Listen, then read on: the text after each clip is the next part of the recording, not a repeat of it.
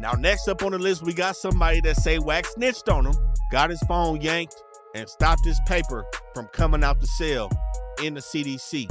We got GB from Eastside AMG, Miller Gangsta Bloods.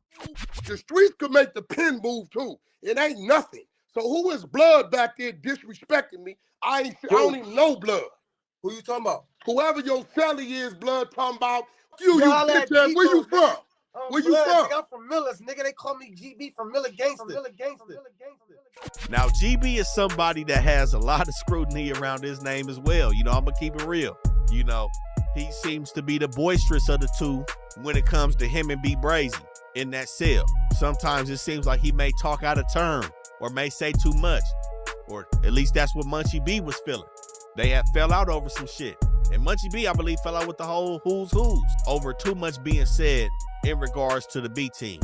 But one thing that was brought up in that Dulo interview with Munchie B was that Dulo had got GB up off the yard. Now, the way it sounded is, you know, it could have been that, it could have been something else that could have possibly been excused, but at that point in time, everybody's performances needed to be at an all-time high, and GB's wasn't.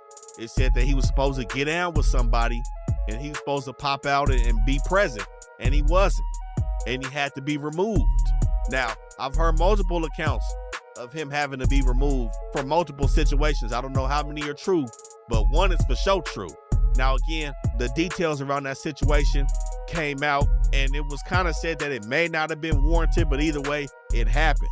Now, he gave accounts about his activity. B Brazy seems to be in concert with his activity.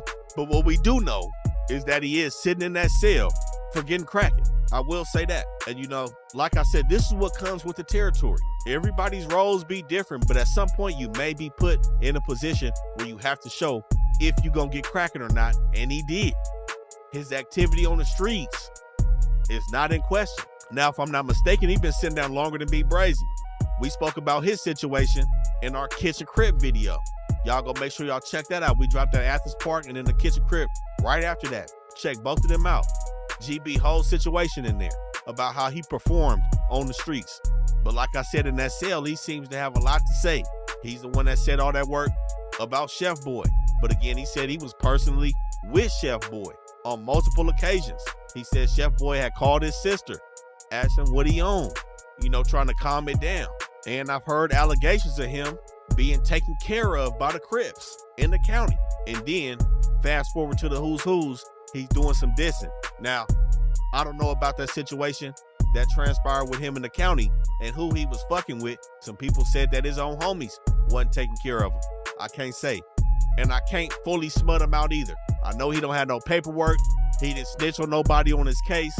But for them infractions behind the walls, we gotta give GB a beat for his performance coming out the Miller Gangsta Bloods.